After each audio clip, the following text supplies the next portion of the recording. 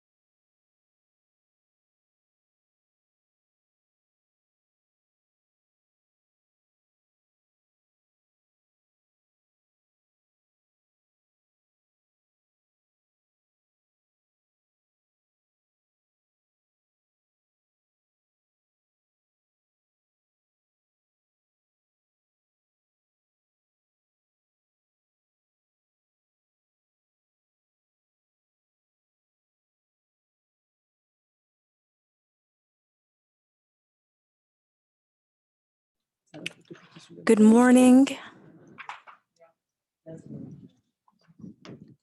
May I confirm if Antoine Beaulieu is here? Yes, thank you. Okay, thanks. Just getting sorted out. Thanks. It's okay.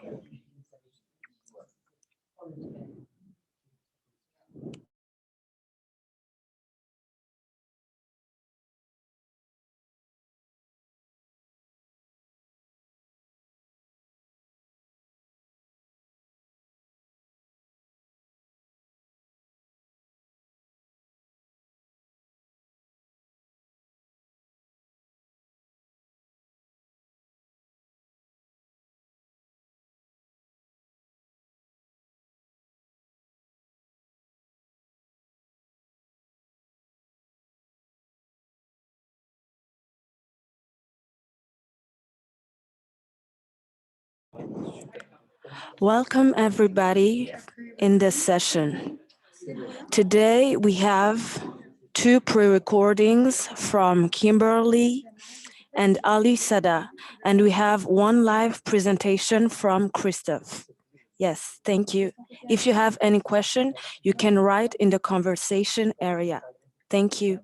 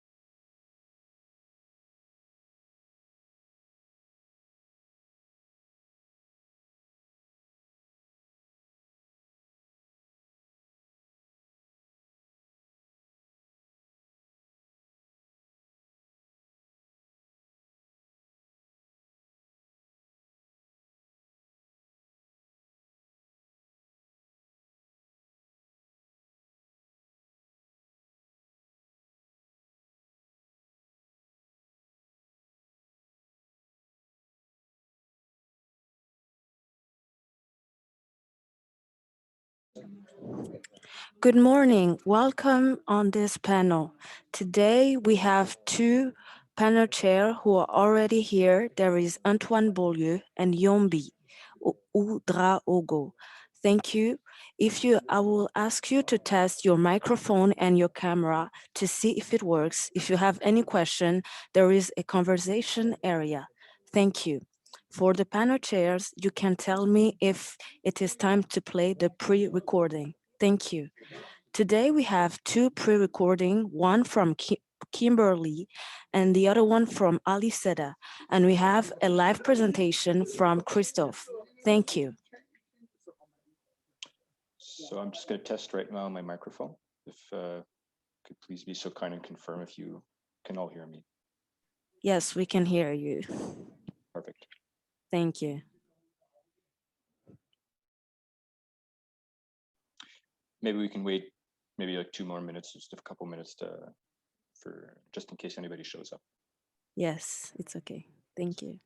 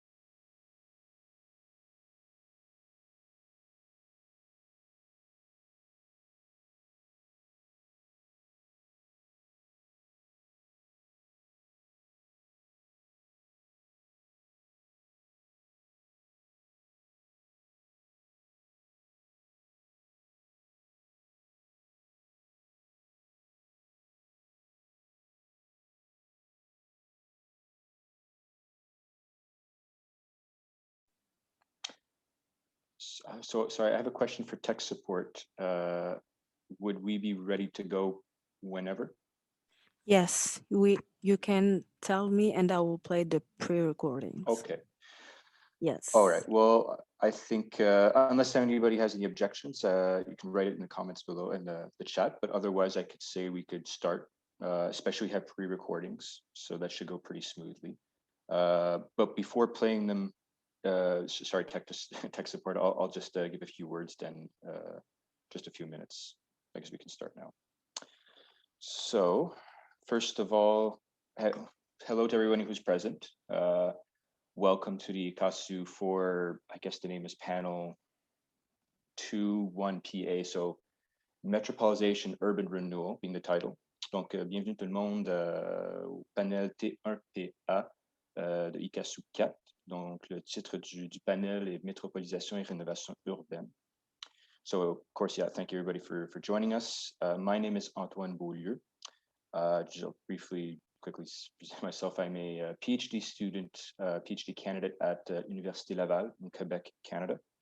And I will be one of the two chairs here this morning. I'm technically in France, but for you guys, it's in Canada, it's the morning. But I guess since it's, I'm confused with the time schedules all over the world right now. But yes, yeah, I'll be one of the two panel chairs for right now. And the second panel chair is, yeah, I apologize for the name, but Yumbi Wedraogo.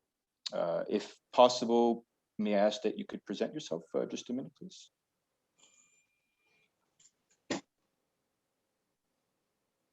Hello, bonjour. Bonjour. Bonjour. Oui, et moi c'est Yombi Wedraogo. Je suis chargé de programme ONU Habitat au Burkina Faso et je participe à ce panel comme co-président aux côtés de notre collègue. Et nous travaillons aussi sur les questions d'urbanisation et aujourd'hui, c'est véritablement la thématique qui va nous réunir, c'est sur la question de la métropolisation et la rénovation urbaine à l'échelle des villes africaines aussi sur lesquelles on pourrait échanger ce soir. Donc, c'est la brève présentation que je pourrais faire de ma personne. Merci. Parfait, perfect. So, merci beaucoup pour la présentation. Juste rapidement, présenter pour tout le monde, on va avoir trois, comme il a été déjà mentionné par le texte, l'assistance technique, on va avoir trois personnes qui vont parler, dont deux présentations préenregistrées. Donc, un de la part de M. Christophe Dongmo, qui est directeur de développement international, pardon, je vais le dire en anglais, parce que son titre, Christophe Dongmo is the director of, one of our presenters today is Director of International Development Program Quality and Development from the Sona Etienne Foundation in Yaoundé, Cameroon. The second presentation we'll be having is from Mrs. Kimberly Wint, who's a master's student at Carleton University, Ottawa, Canada. And the third presentation is from Ali Sadat Timera from Université Cheikh Anta Diop in Dakar, Senegal. So before we get started, given that there's only going to be one person presenting live, I'm just going to remind that person that the time allotted for the presentation should be between 10 and 12 minutes, but you know, we can maybe an extra minute or two should be fine. And for all those not presenting, I think we all know just we all have to remember to mute our microphones during the presentations, and there will be time for questions and comments at the end of each presentation. So unless anybody has any first questions or comments before we begin, otherwise I say I could ask tech support to be so kind, please, to maybe start one of the first presentation that is on the list, be it probably a pre-recorded conversation. Thank you. Merci.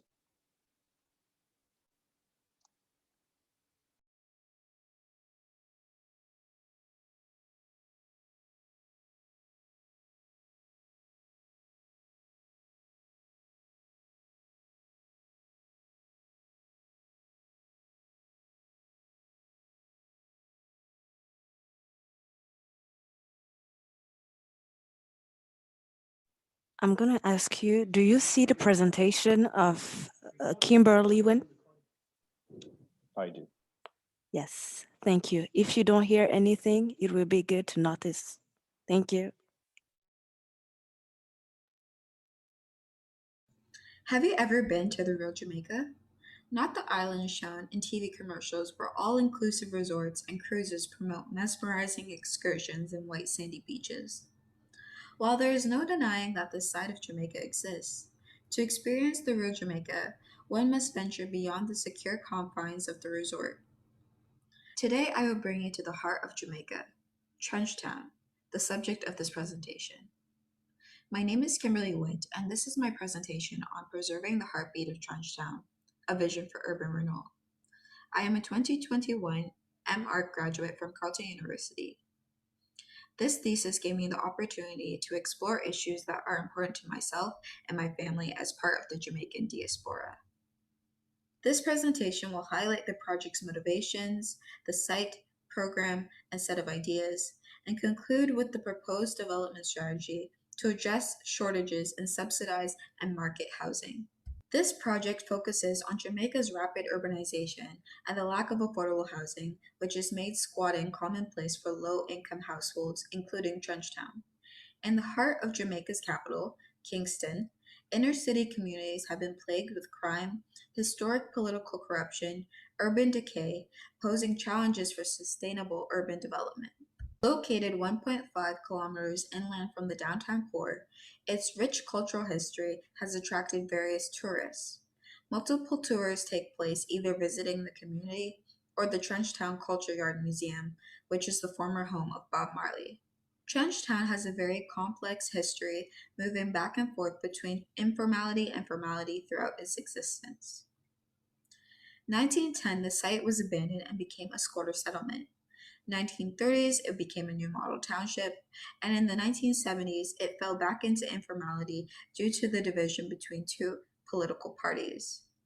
So in the green, you have Federal Gardens, which is the new model township, and in the blue is the squatter settlement, and over time, you can see that the squatter settlement diminishes.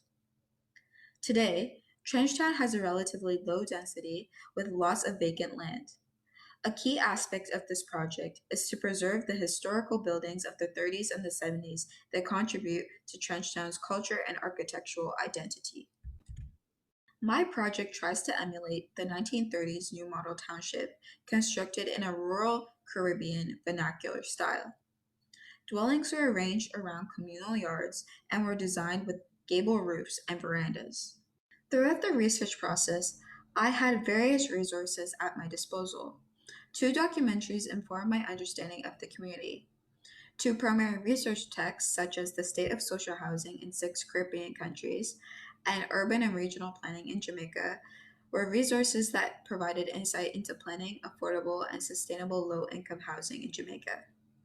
Christopher Wilmstone, a Kingston-based architect, has been involved in the community for many years and was able to provide feedback and insight regarding housing density and the site conditions throughout the project. I was also able to draw from other thesis projects and understand urban strategies in other countries, such as India and Angola. However, my project differs from theirs in many ways. I also took inspiration from architectural precedents. Projects that I was interested in included incremental development, such as the Quinta Monroy project by Elemental and the Levittown Cape Cod model. Since the 30s and the 70s, aspects of living have changed. The project accommodates the use of cars, provision of formal and informal economic activity, affordability of housing, and diverse tenancy options for homeowners and renters. The proposed redevelopment attempts to address problems such as low densities, urban decay, high unemployment, lack of land tenure, and violence. In addressing the issue of land tenure, residents are offered title to their dwellings in exchange for vacating the land they occupy. Freehold housing has various benefits and opportunities for residents, moving the community to a higher standard of living and allowing residents to benefit from the increase in value on their property. So I've listed below the strategies that are used and were previously mentioned. The developed housing prototypes leverage unfinished space in the gable into which residents can expand into. Additionally, to meet affordability goals, it was important to use attached dwellings to keep the lot size and the square footage of the base unit modest. Row house type 1 is a 1-bedroom starter home with an individual veranda and yard that can be expanded into, and a retail and rental unit in the front and the back of the home. When expanding into the gable space, the row house can accommodate a maximum of 4 bedrooms. These plans here show 2 attached houses in 2 different scenarios. The top drawing displays the individual courtyards, and the bottom drawing shows the shared courtyard, which is an alternative option. This drawing shows 2 alternate scenarios where the front and the back of the home can be used interchangeably for economic activity. within the home to contribute to the residents' livelihood and the community well-being. In the second housing prototype, flexibility and incrementality is used to transform a 2-bedroom starter home into a 6-bedroom home and expanding into the terrace and gable space. These plans show 2 attached houses, the corner porch and the front porch. The front porches can be aggregated together with a door in between to create a larger retail space when collaborating with neighbors. The houses are constructed of both wood for the roof framing and concrete blocks for the load-bearing exterior walls. Slab-on-grade construction is used for the ground floor, and the precast concrete slab is used for the second floor of house type 2 to accommodate the exterior terrace on the upper floor. At the neighborhood scale, laneways were used to subdivide the block, enabling the double loading of blocks front facing the street or the laneway. As seen in the image below, the houses were proportioned to fit together at a 1:2 ratio for type 1 and a 1:3 ratio for type 2, so that the houses could be organized in a variety of ways on a typical block. The image on the right shows the progression from the past development to the proposed design today.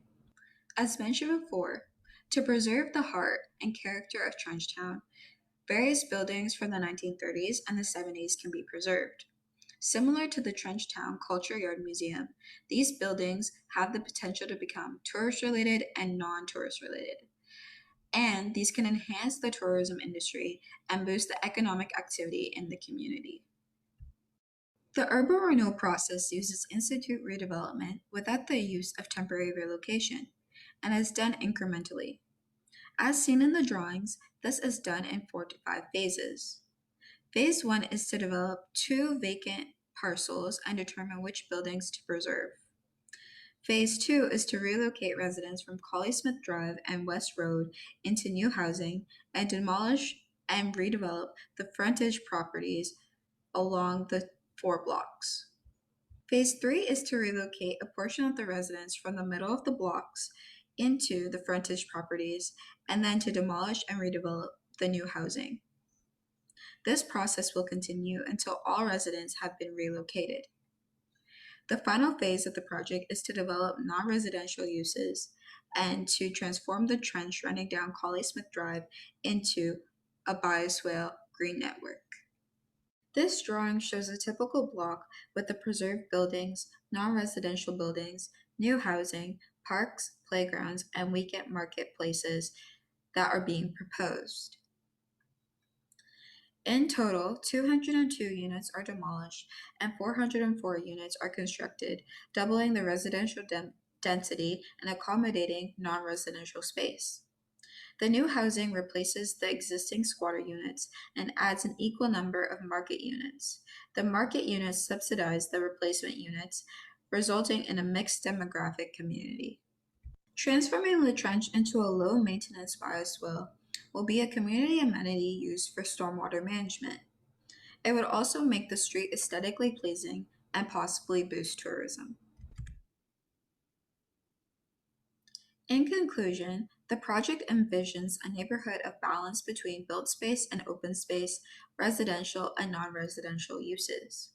The neighborhood incrementally develops over time and builds on the past rather than erasing it, contributing to the community's progression by changing the tenancy type. From the renderings, one can see the project's intentions for creating a sustainable community with a diverse demographic, structural diversity, active interactions between neighbors, tourists, and residents, environmental sustainability, and community togetherness. Seeing the progression from the 1930s to what is possible today, this project aspires to revitalize Trenchtown. In a 5 to 10 year speculation of the project, a homeowners association and/or residents can authorize various changes to the original design. Residents can accommodate a variety of economic activities and expand their home upwards and outwards based on their situation. In closing, this thesis strives to preserve the community's architectural, cultural history, and character. From this, I've come to understand the role that architecture and urban design play in stabilizing dynamic but vulnerable communities. A sustainable future is not only proposed for Trenchtown, but can apply to other areas in Jamaica as well as to other countries. Throughout my research, I've been asking, how can housing affect wider community change? I would like to acknowledge Benjamin Gianni, my thesis advisor, for his support throughout this thesis. I would also like to thank Christopher Wilmstone for his support and perspective throughout the progression of this project. Thank you.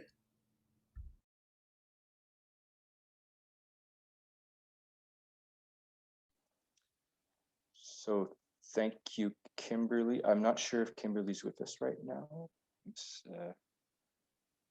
Oh, okay, there she is. Hi. Well, thank you for your presentation. It was great. I guess I apologize. I don't know how long we have for questions. I don't know if tech support can give me an idea. Otherwise, we can maybe take like a 5 to 10 minutes. So now we have to do like the second pre-recordings. Oh, And after we have the live presentation, and after the presentation, we have discussion.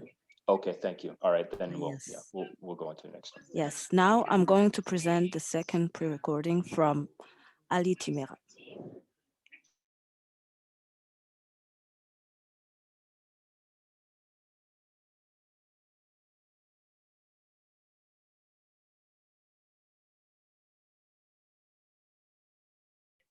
Est-ce que vous voyez la vidéo? Oui. Oui, on voit, nous voyons l'écran. Vous pouvez le constater, ma communication porte sur métropolisation de la région de Dakar entre enjeux urbanistiques et défis d'une urbanisation durable. Globalement, il s'agit à travers cet exposé de voir la dynamique d'urbanisation de Dakar. Ali, s'il te plaît, on t'entend pas assez bien. Pardon, c'est le volume qui est moindre ou c'est la présentation? Non, c'est le volume qui est moindre. Ok. Politiques de villes nouvelles qui ont été mises en œuvre. Et comment ces politiques de villes nouvelles ont contribué à créer des déséquilibres, notamment sur le plan environnemental, sur le plan urbanistique et sur le plan économique dans l'espace régional. Donc nous commencerons par présenter Dakar, une région administrative capitale du Sénégal avec 4 départements, 4 villes et 42 communes. Ce qu'il faut globalement retenir, c'est qu'il y a une forte concentration de la population urbaine du Sénégal sur la seule ville de Dakar. En effet, c'est un quart de la population urbaine sur 0,3% de la superficie totale du pays. Mais c'est aussi une très forte concentration des activités, parce que c'est 80% de l'activité économique concentrée à Dakar, 55% du PIB et 90% des nouvelles créations d'entreprises. C'est dire que le niveau de concentration des activités et des hommes est très élevé à Dakar. Cette forte centralité dakaroise explique également l'expansion spatiale extrêmement rapide et importante de la capitale sénégalaise. Et vous avez ici une illustration qui montre l'expansion de la fonction résidentielle et donc l'expansion de l'urbanisation entre 1978 et 2014. La couleur rose traduit l'expansion de la fonction résidentielle et donc l'extension de l'habitat. Et on peut voir comment cette expansion de l'habitat a fini de consommer l'espace périphérique dakarois, qui était essentiellement un espace marqué par justement ses fonctions environnementales, parce que c'était des réserves, soit des surfaces forestières, des surfaces végétales ou des superficies agricoles. Mais aujourd'hui, on a une nette prédominance en fait de la fonction résidentielle qui fait que la fonction environnementale et la fonction économique sont réduites dans des proportions. Évidemment, cette expansion n'a été possible à l'intérieur de l'espace régional que parce que également un réseau routier conséquent a été effectivement réalisé. Et cela s'est traduit surtout et aussi par la réalisation de l'autoroute à péage qui crée justement la jonction entre Dakar, la zone périphérique et la ville nouvelle de Diamniadio que nous allons voir par la suite.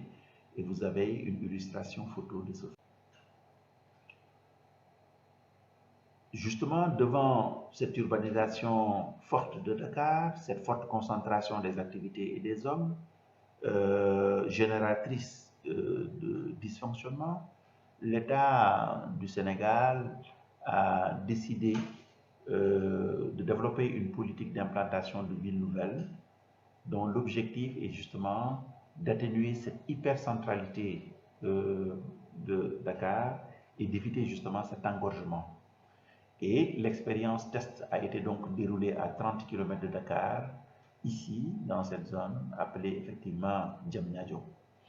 Et donc l'objectif global était de mener cette politique de desserrement urbain, une volonté de lutter contre l'hypercentralité dakaroise, et il s'agissait aussi dans le même temps de créer les conditions qui permettent de promouvoir davantage et d'amplifier la politique du logement avec un accroissement de la production assez conséquente du logement, mais aussi et surtout créer du logement dans des conditions de production améliorées, c'est-à-dire incluant des charges de production faibles, de façon à permettre aux détenteurs de revenus les moins élevés de pouvoir accéder justement au logement.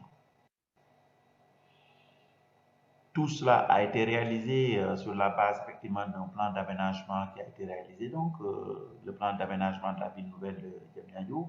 Ce qu'il faut globalement retenir ici, c'est que toute cette partie effectivement colorée représente la ville nouvelle, et c'est surtout un standing d'urbanisation très élevé en fait qui est visé ici, avec une gamme très diversifiée d'équipements et de services, incluant donc la fonction résidentielle, mais également la fonction administrative, la fonction artisanale, bref, une gamme assez diversifiée pour recréer justement le lien entre habitat et espace de travail.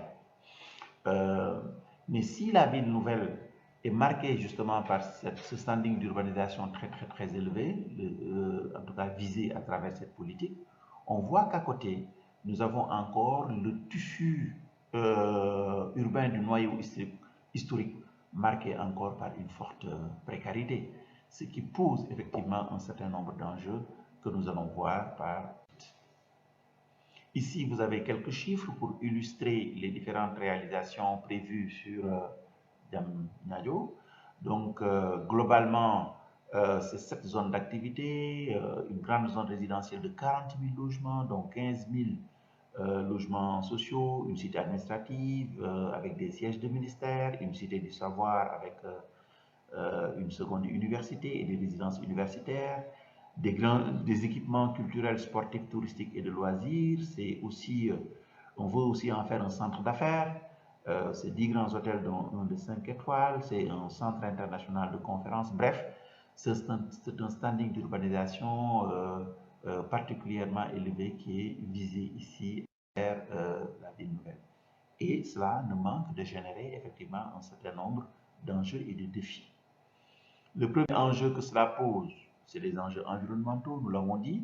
La ville nouvelle est implantée sur des espaces qui, historiquement, étaient un peu des réserves forestières, c'était des espaces naturels.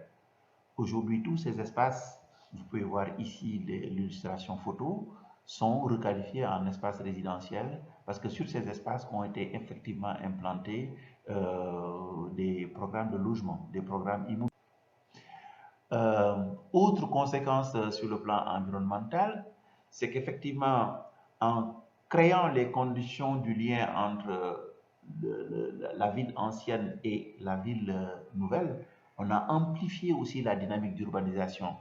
Et en amplifiant cette dynamique d'urbanisation, on a accéléré l'implantation de nouveaux programmes immobiliers sur tout cet axe.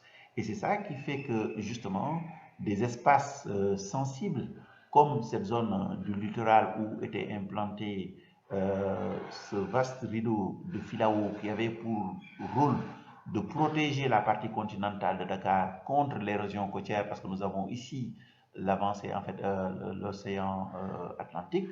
Mais ce rideau de filao est aujourd'hui en train d'être complètement dévasté, parce qu'on voit la réaffectation d'une grande partie de ce rideau de filao au profit de programmes immobiliers, ce qui effectivement pose des dysfonctionnements. Autre conséquence, c'est les enjeux urbanistiques. Compte tenu de la pression de l'urbanisation, ce nouveau front d'urbanisation et son accélération liée à la ville nouvelle, les implantations se font un peu partout et de façon anarchique. Et c'est cela qui fait que même sur des espaces où on ne devrait pas implanter de l'habitat, on voit l'habitat effectivement s'y implanter. La conséquence, c'est qu'effectivement, ces espaces qui étaient un peu des zones de dépression, donc des réceptacles naturels d'eau pluviale, posent des problèmes, notamment avec les inondations récurrentes qu'on a connues ces dernières années.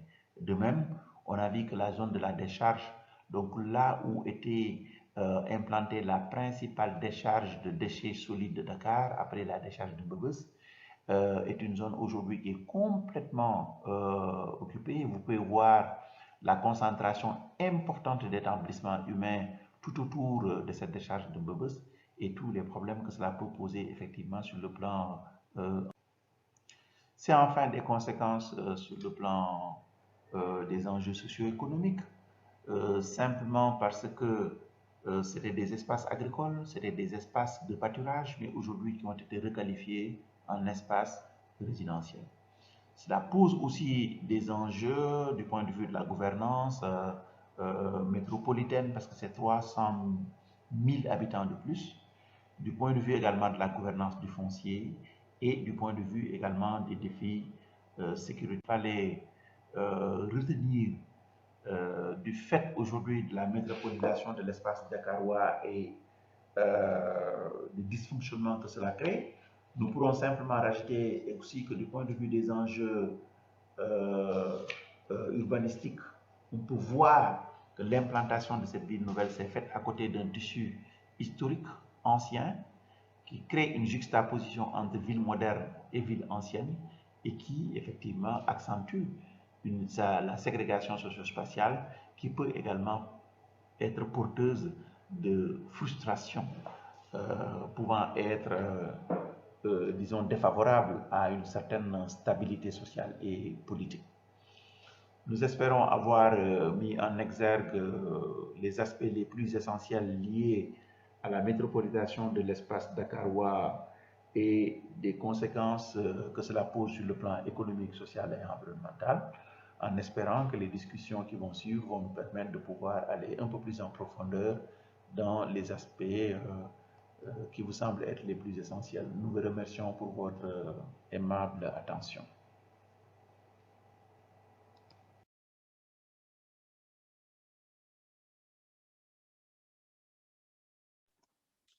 Bon, ben, eh bien, merci beaucoup, M.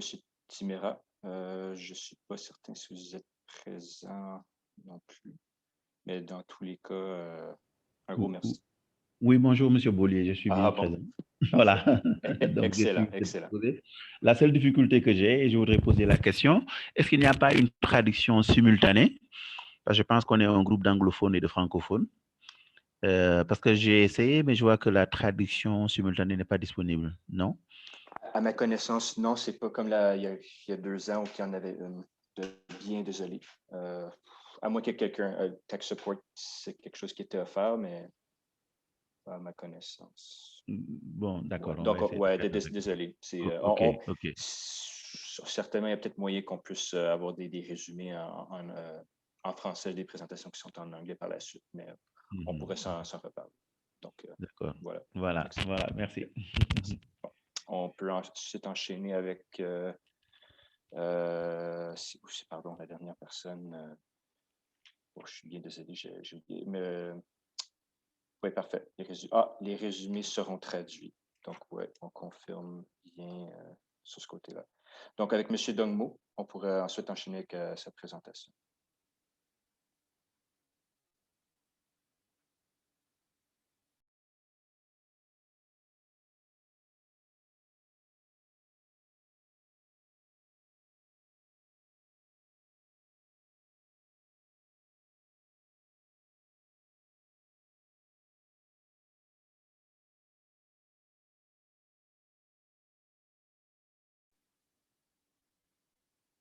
Tech support, is it possible to, for the final presentation to begin?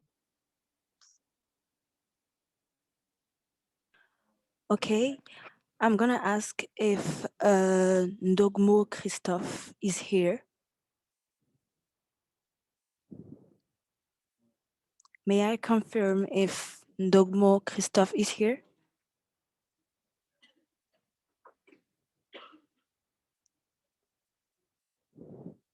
If he's not here, I think we're going to go with the discussion and the question that you may have. Thank you.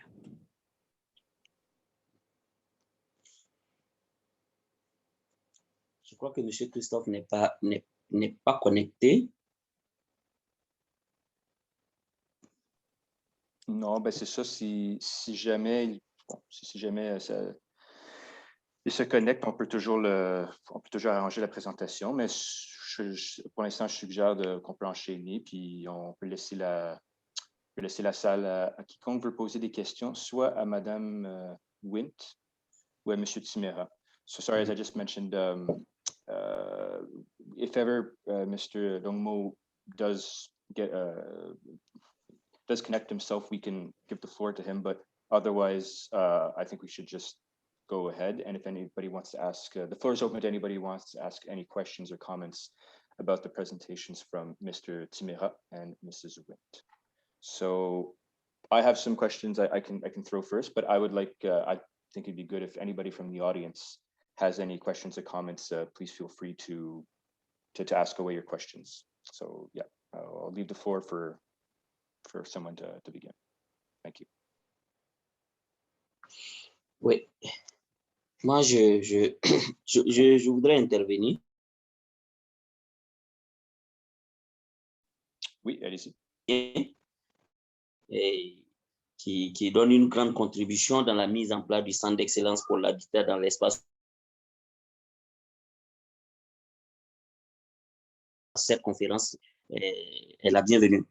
Et par rapport à la thématique qu'il a soulevée, la métropolisation de la ville de Dakar, par rapport à la ville nouvelle de Diamniadio.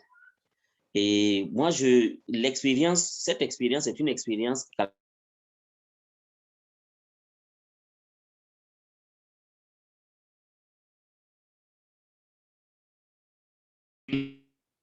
quel est le mécanisme de gouvernance le mécanisme de gouvernance qui est mis en place pour Diamniadio, parce que j'ai eu la chance de traverser, de faire ces deux villes, et il n'y a pas de continuum.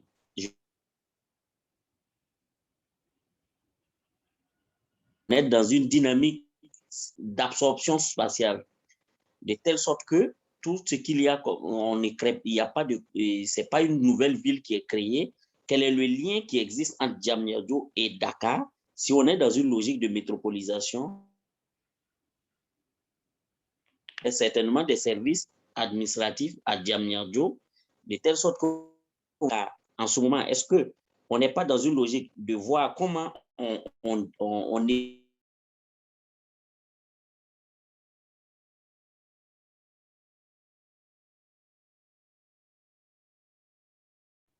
avoir un de gouvernance et certainement que bon,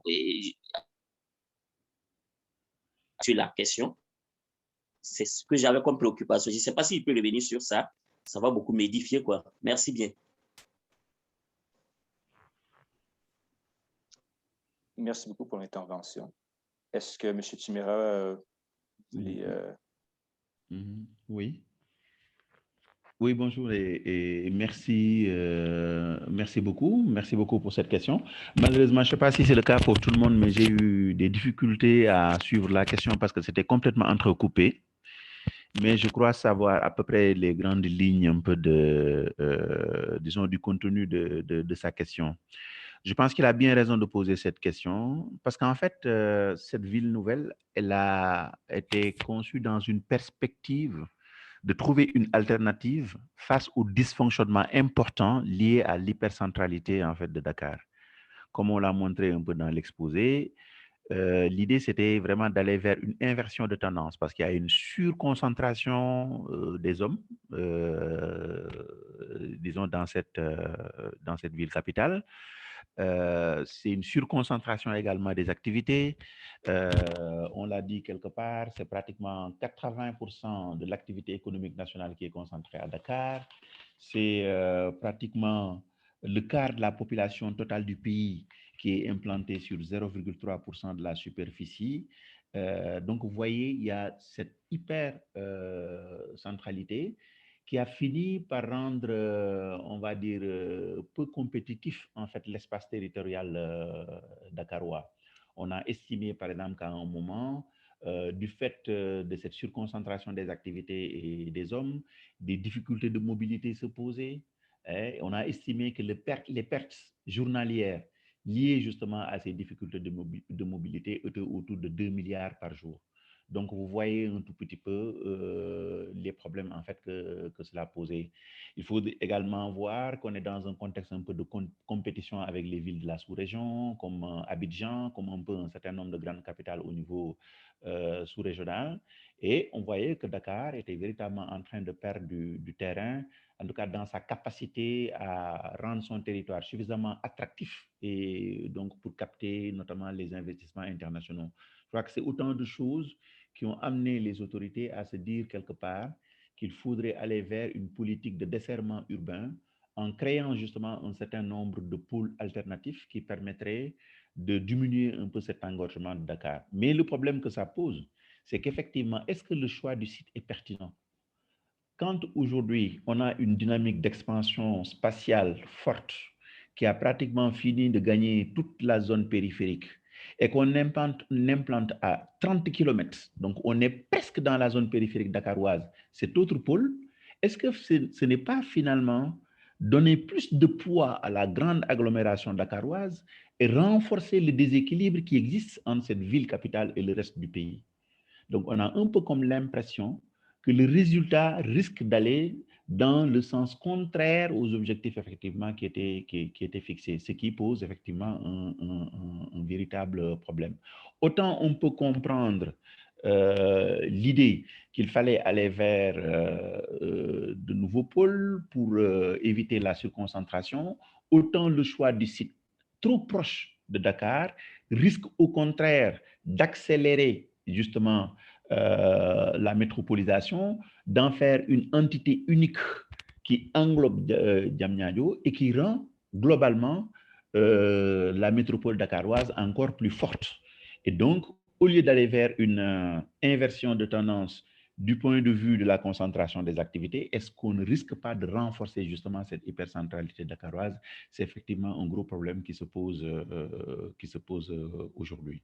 Je pense que vous avez aussi bien raison donc du point de vue des liens, je crois que effectivement quelque part, moi c'est ce lien que je vois. Et en d'autres termes, ce qui est créé risque plutôt de renforcer le mal. Alors, ça pose aussi un autre problème parce qu'effectivement, c'est, comme on l'a dit, pratiquement 300 000 habitants additionnels en fait qui sont attendus. Du point de vue des structures et du mode de gouvernance, on n'a pas eu une réflexion préalable pour voir, en rapport avec ce niveau subi de peuplement, comment tout cela va être géré. Est-ce qu'on ne risque pas alors de recréer tous ces dysfonctionnements liés à la gouvernance urbaine, notamment dans la capacité que les autorités auront à pouvoir équiper et rendre suffisamment fonctionnel le territoire, mettre tous les services nécessaires qui permettent justement à ces populations-là de pouvoir trouver un cadre de satisfaction de leurs besoins sur le plan administratif, sur le plan commercial, etc. C'est autant en fait de questions qui montrent que quelque part il y a eu aussi un déficit de réflexion sur ces questions de gouvernance. On ne devrait pas attendre de terminer justement l'élaboration de la ville nouvelle pour réfléchir sur ces questions de gouvernance, mais ça devait être un préalable. Et en tout cas, pour ce que nous en savons, il n'y a jamais eu cette réflexion préalable effectivement sur ces questions de gouvernance. Donc, cette question risque très vite de rattraper effectivement le fonctionnement de la ville nouvelle. Alors, je ne sais pas, Yombi, si j'ai convenablement répondu à ta question. Donc, c'est un peu les éléments. Non, je pense que tous les éléments de réponse s'y trouvent. En fait, c'était ça aussi ma préoccupation quand j'ai visité un peu Diamniadio, parce que l'aéroport international, c'est dans la zone. Et quand on regarde aujourd'hui, et quand on parle de métropolisation, il faut faire en sorte que, par exemple, on soit dans une logique de continuum. Par exemple, comme tu l'as dit, c'est de créer, par exemple, certaines des centralités urbaines un peu aux alentours de la ville, de telle sorte que ça ne soit pas une zone qui soit une zone de relais de plus de 300 000 habitants et qui va poser véritablement la question de la gouvernance dont tu as soulevé. Donc, c'est cette préoccupation-là qui faisait que je m'étais dit, tiens, à l'image de la ville d'Abidjan, Abidjan, en Côte d'Ivoire, vous avez la métropole d'Abidjan qui a son schéma directeur d'aménagement du Grand Abidjan, donc à l'échelle de la métropole. Et je pense que les autorités, en son temps aussi, avaient pensé qu'il faut décongestionner un peu Abidjan en donnant une autre fonction à une seconde ville, qui est par exemple la ville de Yamoussoukro, où on essayait de délocaliser tout le pouvoir politique au niveau de Yamoussoukro et de telle sorte que Abidjan puisse être une capitale économique, jouer sa fonction de ville économique. Mais malheureusement, ça n'a pas fonctionné. Ça n'a pas fonctionné, tout est resté sur Abidjan encore. Et donc, l'inverse risque de se passer, par exemple, à Dakar et au Sénégal, parce que quand on prend Diamniadio aujourd'hui, c'est la vitrine c'est une vraie vitrine qui est en train de se mettre en place. Et je me demande si le pouvoir politique, beaucoup de choses ne vont pas se délocaliser à Diamniadio au détriment de Dakar. Donc, je pense que les enjeux et les défis que pose cette question-là ont été vraiment cernés dans ta communication et je t'en remercie pour ça. Merci beaucoup. Merci. Merci beaucoup, M. Ouedraogo et M. Timera. Une belle intervention. Visiblement, vous avez pas mal de choses à vous partager. Vu qu'on a un présentateur de moins, je pense qu'on a un peu plus de temps pour plusieurs autres questions. Donc, s'il y a quelqu'un d'autre qui veut poser une question au sujet de la présentation de M. Timera, ou sinon, carrément, on peut passer, si des gens ont des questions, pour Mme Wint. So if anybody has any additional questions for Mr. Timera or Mrs. Wint, please feel free to take the floor. Open to any questions and comments.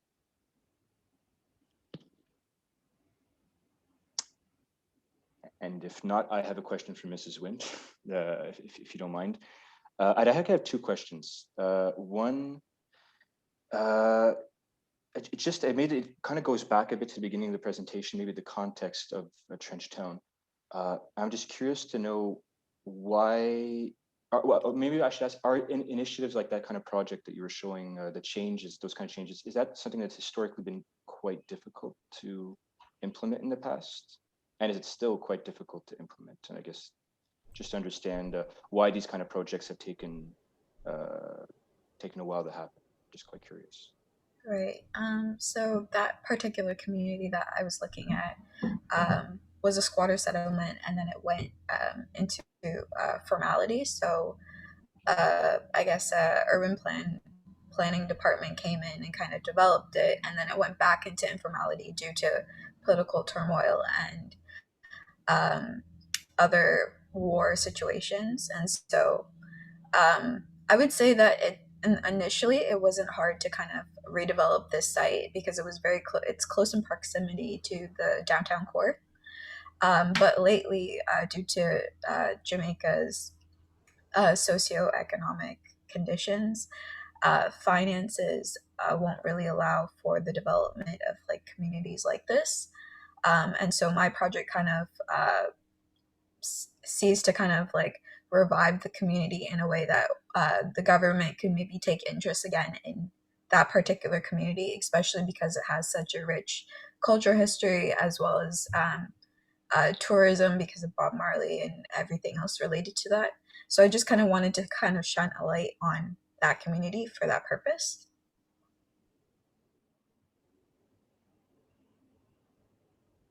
Thanks. Yeah, no, that's great. I was just curious. It makes sense. I guess I'll follow up with one more question on that. If how could we say? Is there a way? How would you go about this kind of project in the context, let's say, of Trenchtown or Kingston or even Jamaica as a whole, getting people's perceptions on a project like this to know what the local response could look like? Right. So with my presentation, I was able to collaborate with someone there. His name is Christopher Wilmstone, and he was able to help me through the process of kind of understanding the urban conditions in the site because I wasn't actually able to physically be there. And so I think the response from the community, from his response, was pretty good. I think having visuals that like spark people's interest again in a community like this is something that I can show the community and be like, this is what your community could be if you kind of invest here. Also, because it's not really about demolishing the entire community, it's about really protecting it, moving away from like the methods of gentrification, but protecting it and preserving what really matters to the community, and then building on top of that to create something more sustainable and more stable for the community rather than moving back and forth between formality and informality. So I think it's really important to have visuals and kind of include the community in what you're doing so that like you get a response, either something that they want to be a part of or something that you could shift your project around to make it something that they're interested in. I think for my thesis review, I got feedback on why does it have to be so pretty in a way. And so like from that response, I decided to kind of take measures about the home owners association and how maybe the individuals living in the homes can actually change their home based on their need within limits. So whether it's like adding extra rooms or creating a terrace space into like something that they can use as an economic developing thing or job opportunities, kind of allowing the residents to have full ownership of their homes. Yeah, no, thanks. It's a great answer. It helps to understand a little bit. But you know, this is key for even for pretty much any presentation. A lot of presentations in the conference about all the planning ideas by developers, academics, urbanists, architects. But at the end of the day, it's there's about local populations to know how they feel about it. How does it impact them? Or how important are their voices in the process? So in this particular case, it's just good to know that there were different visits to the field, even from different people who were able to kind of get a pulse of how people felt about it. Because to me, it sounds like a very I mean, it's a big project. I mean, if I was a resident and hearing that you heard the words demolition, changes, renovations, I can understand to be reassuring to see actual pictures and be able to visualize it. So that's quite interesting. You bring the visuals as a key element to convincing. Yeah. So thank you. I also should say that there is, related to the socioeconomic conditions of Jamaica, there is a shortage on housing, affordable housing. And so currently people are squatting in just homes there. And so kind of to bring them out of informality to formality, providing affordable housing was a major part of this project. Okay, thank you. Anybody else have any questions for Mrs. Wint or Mr. Timera? D'autres personnes ont des questions pour Madame Wint ou Monsieur Timera?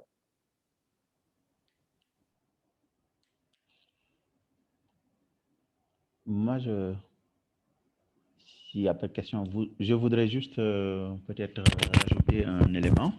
Je pense que Yombi a bien fait d'évoquer la relation qu'il y a entre le centre-ville dakarois et la ville nouvelle. Et nous venons de montrer un tout petit peu comment cette ville nouvelle, qui devait avoir pour vocation de lutter contre l'hypercentralité, peut au contraire créer le phénomène inverse, c'est-à-dire renforcer l'hypercentralité de Dakar. Donc, de ce point de vue, ça peut effectivement créer un déséquilibre renforcé, spatialement parlant. Mais il faudrait aussi s'interroger sur le lien entre la ville nouvelle et le territoire, ce territoire d'accueil, le territoire historique qui accueille justement ce site. Et je crois qu'il est important de se poser cette question parce qu'on se rend compte qu'en réalité, aussi un phénomène de déstructuration. Ça a eu quelque part des effets déstructurants sur, disons, les territoires locaux. Pourquoi? Je crois qu'on l'a dit un peu dans l'exposé. Le site lui-même était un territoire anciennement qui avait une forte fonction environnementale et agricole. On est un peu dans la zone périphérique avec des villages dont l'économie pour l'essentiel reposait sur l'agriculture et l'élevage. Aujourd'hui, ces espaces ont été requalifiés en territoire de la ville nouvelle. Ça veut dire quelque part qu'en luttant contre des déséquilibres, on a créé de nouveaux déséquilibres en fait dans ces territoires.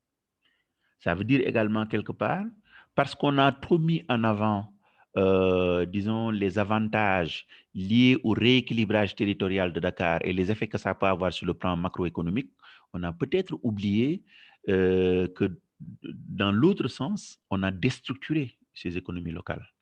Et donc, effectivement, ça pose un certain nombre de problèmes. Donc, c'est des terres agricoles qui sont perdues, c'est des zones naturelles de pâturage pour le bétail qui sont également perdues pour ces populations locales.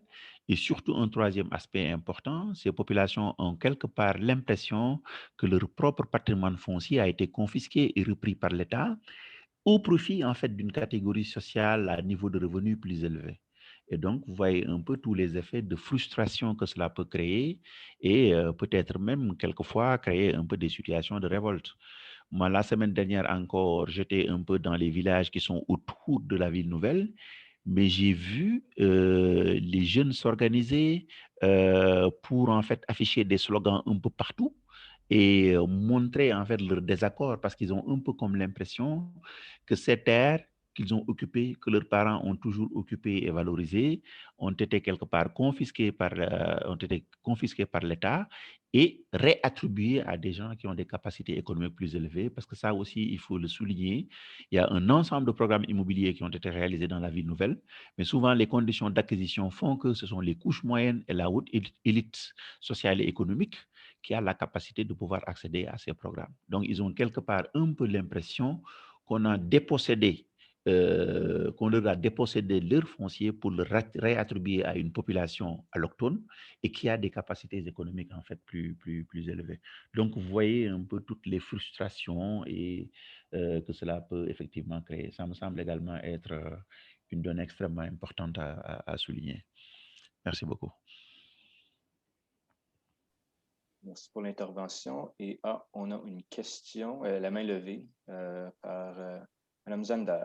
Patricia, c'est à vous. Oui, merci. Je ne sais pas si je mets la caméra. Allez, on va essayer si ça marche. Oui. Ouais. Bonjour.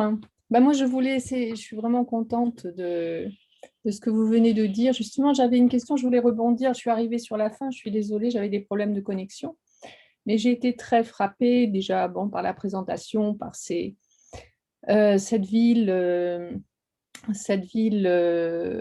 qui est une ville nouvelle, qui cherche à rééquilibrer le territoire, et puis notamment donc l'avant-dernière slide où on voit la ville nouvelle et justement ces villages à côté. Et là, vous avez répondu sur cette frustration de la population locale qui voit arriver, qui voit se transformer le territoire d'une manière très, très puissante, profonde, confisquer le territoire. Et d'un autre côté, c'est là que je voulais vous interroger parce que vous avez dit juste en quelques mots, quand vous avez fait votre présentation, qu'il y avait effectivement des problèmes sous-jacents sociaux. Je me demandais aussi, c'est ce qu'on observe dans d'autres villes nouvelles, ce sont des tensions aussi de la part des personnes qui viennent habiter ces espaces qui sont nouveaux, qui sont très bien conçus sur le papier, mais où finalement la population qui arrive n'est pas forcément adaptée. Elle peut être très heureuse dans ces espaces-là, mais d'un autre côté, il y a un tel contraste parfois que, enfin, nous, on peut le constater hein, dans nos régions, chez nous, en Europe, même dans la région où je suis, on crée des logements qui sont beaux, qui sont de qualité, mais les gens ne s'y sentent pas bien. Voilà, et je voulais savoir si c'était pas aussi, si vous aviez identifié des choses de ce type aussi. Oui, je crois que c'est une question effectivement extrêmement importante. Moi, je pense qu'il y a deux choses. On peut déjà peut-être s'interroger sur le style architectural et même sur la morphologie globale de cette ville. On a un peu comme l'impression que, voilà, on est encore à l'urbanisme des années 60 où on essaie de reproduire textuellement le modèle occidental, bon, qu'on peut considérer aujourd'hui un peu comme une sorte de modèle mondial, hein, mais je pense qu'on aurait pu quand même essayer de trouver un peu plus d'originalité en essayant d'intégrer un maximum possible ce qui ferait un peu notre spécificité hein, du point de vue du mode de vie à la fois social et culturel. Mais franchement, c'est des modèles, on a l'impression qu'ils sont totalement importés et on peut se poser des questions sur le niveau d'adaptation de ce modèle par rapport à la, disons, nature de la demande locale. Même si, par ailleurs, c'est vrai, la cible, c'est plus, comme je le disais, les couches moyennes, donc les intellectuels, les cadres, etc., la couche moyenne et l'élite qui est plus ou moins occidentalisée, entre guillemets. Mais je pense que c'est une réflexion à mener. Aujourd'hui, est-ce qu'on ne devrait pas penser à un modèle de ville qui tienne un peu plus compte, en fait, de nos réalités? Les réalités sociales, les réalités culturelles, mais qui tiennent aussi surtout compte des réalités locales du territoire. C'est un territoire à caractère rural avec une activité agricole, une activité, disons, d'élevage, etc. On pourrait concevoir un plan d'aménagement qui ferait un peu le lien avec justement ces activités locales. À mon avis, il ne faudrait pas penser la ville contre en fait l'activité rurale. Il ne faudrait pas penser la ville contre le rural. On voit d'ailleurs à l'échelle internationale que de plus en plus, un certain nombre de préoccupations liées un peu à l'écologie, le retour d'un certain nombre d'activités rurales, etc., sont de plus en plus prises en charge, même à travers la configuration des grandes villes. Donc, je me dis que quelque part, dans nos types de pays aussi, il faudrait justement qu'on réfléchisse davantage et qu'on aille vers des modèles d'aménagement qui prennent un peu plus en compte les réalités en fait du territoire.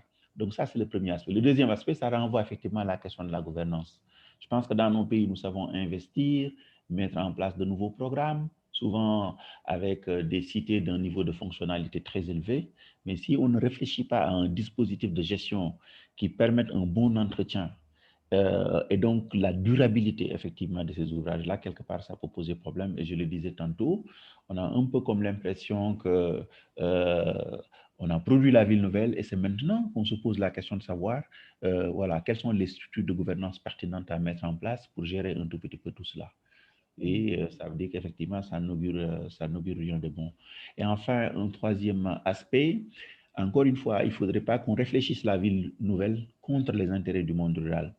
Aujourd'hui, ce modèle, l'État est en train de le reproduire dans une nouvelle zone qu'on appelle la zone de Daga-Kholpa. Dès qu'ils ont commencé à mettre en œuvre le programme, les populations se sont organisées et se sont soulevées. Et aujourd'hui, on posait le débat. Elles réclament un arrêt des travaux. Elles réclament une discussion franche avec les autorités pour voir, en rapport avec ce qu'ils veulent mettre en place, jusqu'où leurs propres intérêts vont être pris en compte, jusqu'où leurs propres activités vont être prises en compte, parce qu'ils ont vu ce qui a été fait à Diamniadio et ils ne voudraient surtout pas, ils ne voudraient pas que cela effectivement soit reproduit. Au moment où je vous parle, les travaux dans le cadre de ce pôle urbain sont suspendus et il y a effectivement une bataille que les populations sont en train de mener pour au moins avoir des plages de discussion avec les autorités de façon à ce qu'ils puissent s'entendre sur la façon dont cette ville nouvelle devrait être édifiée. Voilà. Ouais, merci beaucoup. Merci.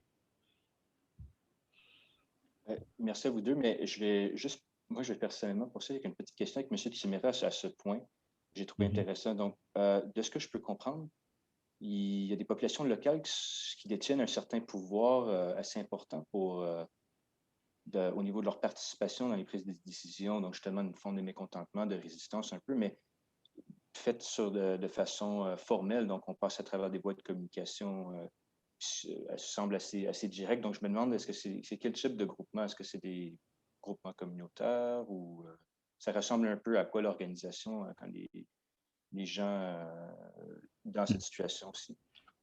Oui, c'est ça, c'est des groupements communautaires. En fait, ce sont les populations locales qui ont un peu leurs organisations traditionnelles.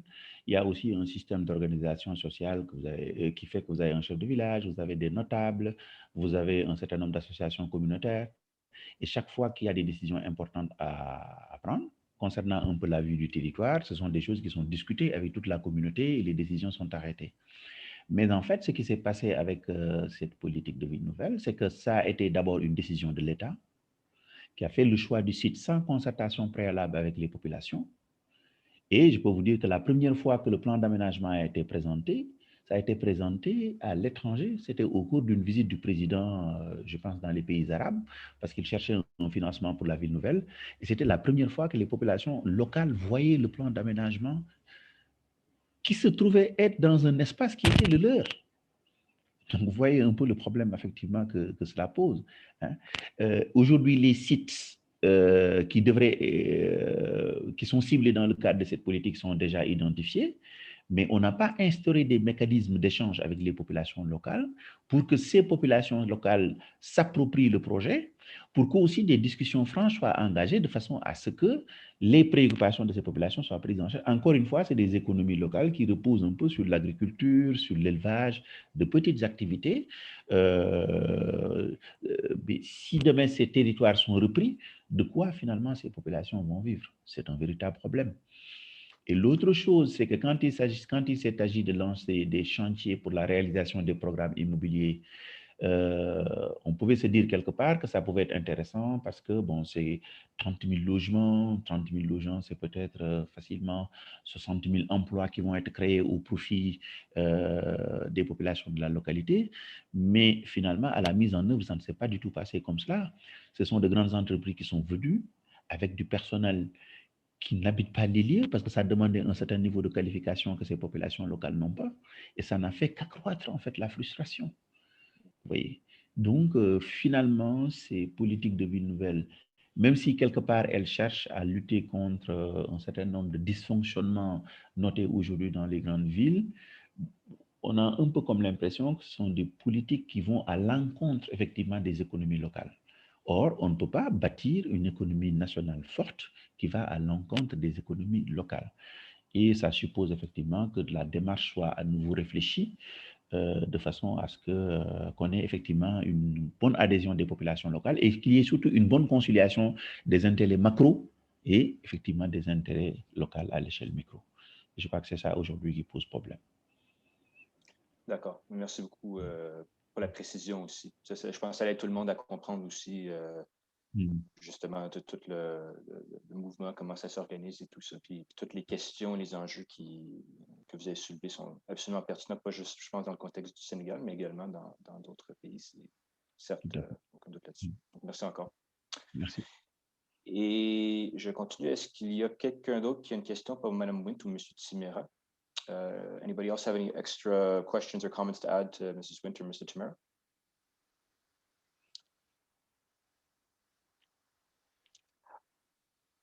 If not, I'm gonna, I guess, I'll fall in the same vein with Mrs. Wint. I'll ask you a similar question to Mr. Tsimera. Just it kind of goes back to what I was asking earlier about local involvement, local consultations. And I'm curious, kind of in the same question, is just to know how how do local populations, how does the organization of consultations typically happen for projects like this? Is it community groups as well who might be solicited, or is it open discussions with every members of the public or local officials? Just curious to see how it's organized. Sorry, could you actually repeat the question? To simplify, maybe just know how would community consultations for the type of project that you're proposing, how would that usually, how would it be undertaken? Who would be involved in community consultations? Would it be community groups, local leaders? Just to know a bit who might be involved and how the process might kind of what it might look like. Right. So definitely I would first work with the government. They have like a National Housing Trust Agency that they work with, and so like they generally try to provide the most affordable housing. But lately it's just been more geared towards middle and higher income residents. And then in Trenchtown, there are a few local community groups. The Trenchtown Development Community, they work with children, they work with like elderly there. And then I believe there's also another community group. They're actually, I found them on YouTube. They're working with like restoring houses that have like kind of caved in on themselves. And so probably like those two organizations I would probably work with in kind of gearing my project to present to them and kind of get their feedback and see if it's something that they would want for their community. Okay, great, thanks. So yeah, so there are grassroots organizations that, Yeah, there are that do grassroots. exist. Excellent, okay, thanks. I understand. All right, and anybody else have any extra questions, comments to conclude?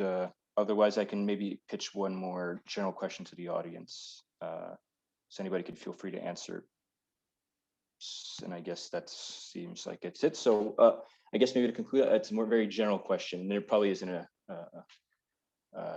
right answer or a short, easy answer to this, but in the current context of COVID-19, do any of you see any particular challenges that urban renewal projects or even metropolization as the process itself, are there any major issues, challenges that were new challenges that maybe we didn't see exist that are popping up, or are there any existing challenges that are absolutely exacerbated by the whole situation?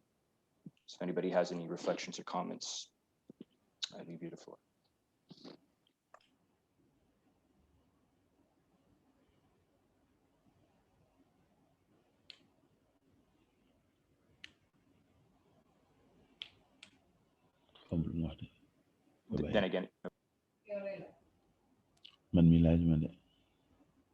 Then again, it might be a too general and large question to ask, but I think it's going to be important for current studies and future ones in the next several years. As we know, the whole situation is going to keep it's not done yet. So it's going to be important to see especially how existing problems might be exacerbated, and something we're all going to have to keep a particular look at. How do you affect projects? For example, even it could be a project like Ms. was explaining, or even in the case of the metropolization of Dakar. Surely there are some impacts that can be felt at different levels, and especially when regards to construction.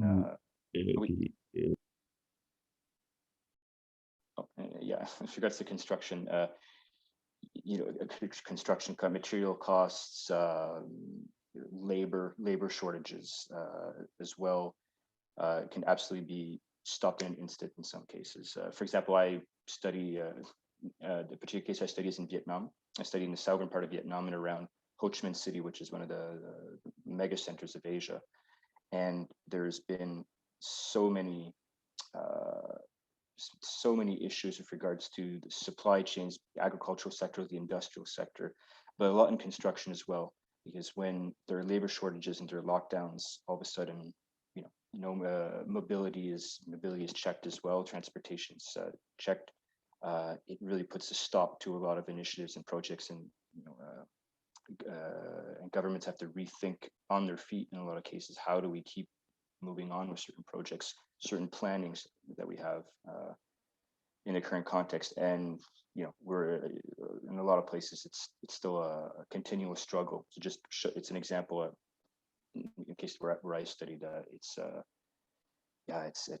continual adapting process, coping process, I think, that we're literally all dealing with right now. So again, just throwing this out there as a reminder, even possibly for future discussions in the conference, things I hope will be brought up and can be discussed a little bit more.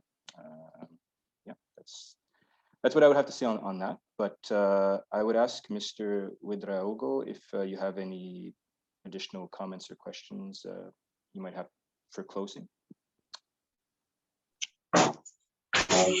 Non, je pense que j'ai pas d'autres questions aussi. C'est vraiment de remercier les membres du panel et qui ont pu vraiment nous édifier aussi.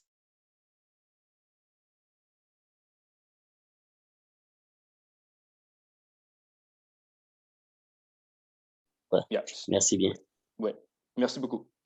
Merci tout le monde. Thank you, everyone. Have a good rest of the conference. And of course, there's a networking link, which I'll have to go check out at some point. So yeah, feel free to join there. So thank you again, Mrs. Wint, Mr. Timera, merci beaucoup for your presentations again. Merci. Thank you, everyone. Merci. Merci.